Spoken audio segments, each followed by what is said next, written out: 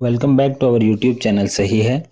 Engineering mechanics के MCQ series के आज हम पढ़ेंगे last topic, last chapter of engineering mechanics, जो कि है kinetics and work power energy. तो ये हमारा लास्ट टॉपिक है, तो हम इसके डायरेक्टली हम यहाँ पर एमसीक्यू देखेंगे। फर्स्ट एमसीक्यू जो है वो पूछा गया है समर 2025 के एग्जाम में। According to D'Alembert's principle the equation of motion can be written as. इसके लिए आपको डीएलेम्बर्ट प्रिंसिपल पता होना चाहिए। तो यहाँ पर हमारे पास जो ऑप्शंस है, ऑप्शन ए है हमारे पास F minus M is equal to 0, option B F plus M is equal to 0, option C F is equal to mass into acceleration, and option D F is equal to mass divided by velocity. जैसे कि D'Alembert principal क्या कहता है, it is कि वो force minus inertial force हम इसके अंदर कंसिडर करते हैं, और इनर्शियल फोर्स क्या होता है यहाँ पर mass into acceleration.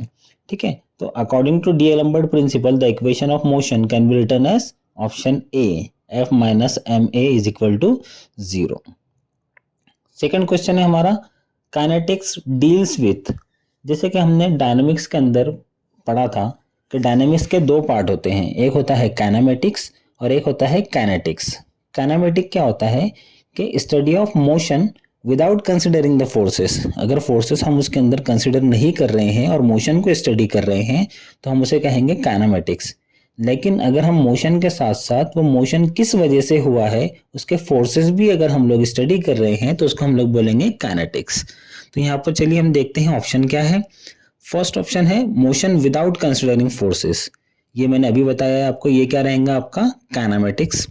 B forces without motion, C motion considering forces causing it, and D equilibrium of forces। तो काइनेटिक्स क्या होता है, motion considering forces causing it. तो यहाँ पर आपका आंसर आ जाएगा आंसर सी, यानी option number C, motion considering forces causing it is called as kinetics. चलिए अगला जो क्वेश्चन है ये पूछा गया है विंटर 2024 के पेपर में। क्वेश्चन है the kinetic energy of a rigid body in pure translation is given by A half mv square, B mv square, C mgh and D 1/4 of mv square। जैसे कि हम लोग जानते हैं काइनेटिक एनर्जी का formula क्या है, हाफ mv स्क्वायर। तो ऑप्शन क्या रहेगा इसका, option A half mv square.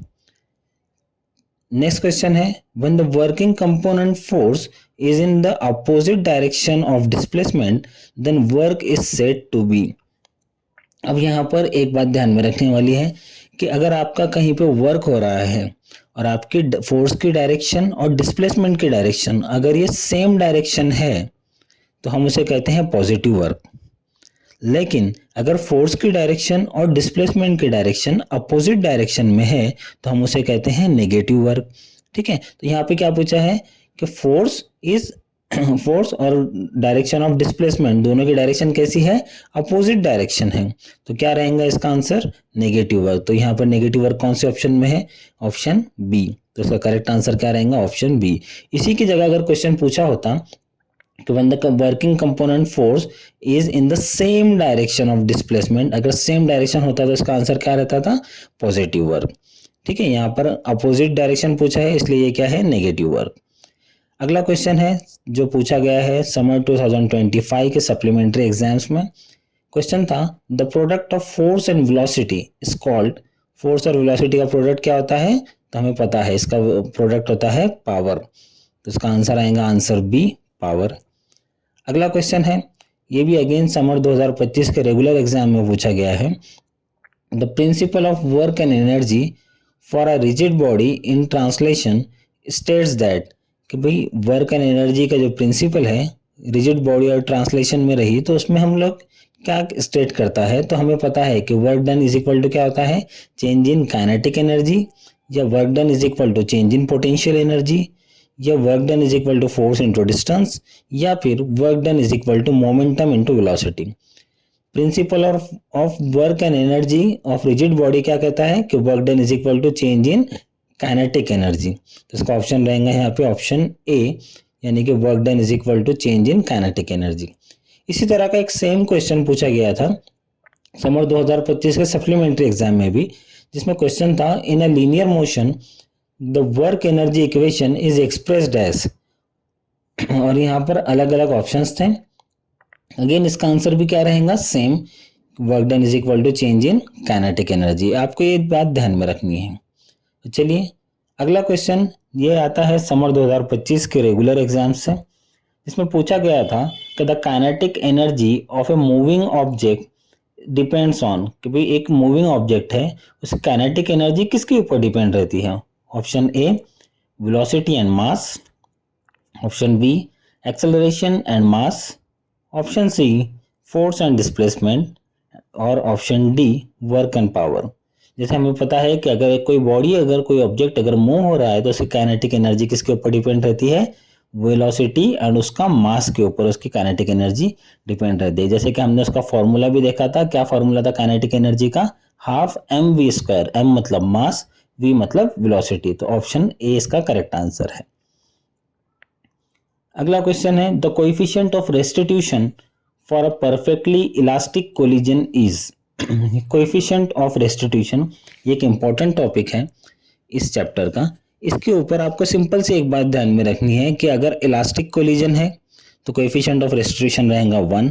अगर प्लास्टिक है तो प्लास्टिक के लिए कोएफिशिएंट ऑफ रेस्टिट्यूशन रहेगा 0। इलास्टिक है तो 1, प्लास्टिक है तो 0। इतनी बात आपको ध्यान में रखनी है, ठीक है। तो द कोएफिशिएंट यहाँ पे क्या पूछा है, the coefficient of restitution for a perfectly elastic collision is. Elastic है तो कितना है, 1 है। तो यहाँ पे इसका ऑप्शन क्या रहेगा, ऑप्शन बी 1। ये क्वेश्चन पूछा गया था आपको विंटर 2024 के एग्जाम के अंदर। इसी तरह से अगर आपको पूछता है कि the coefficient of restitution for a perfectly plastic collision, plastic के लिए क्या बताया मैंने, प्लास्टिक के लिए 0, इलास्टिक के लिए 1। तो यहाँ पे प्लास्टिक है तो प्लास्टिक मतलब कितना रहेगा इसका आंसर, 0। तो यहाँ पे हम चूज करेंगे ऑप्शन ए और उसका आंसर रहेगा 0। यही क्वेश्चन को the coefficient of restitution for a perfectly plastic की जगह पे यहाँ पर इन इलास्टिक भी पूछ सकता है।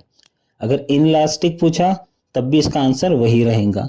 इन इलास्टिक या फिर प्लास्टिक दोनों भी सेम ही है। होप आपको ये वीडियो पसंद आई होंगी। इस वीडियो को लाइक करें, शेयर करें, हमारा चैनल सब्सक्राइब करें। बाकी सब सही है।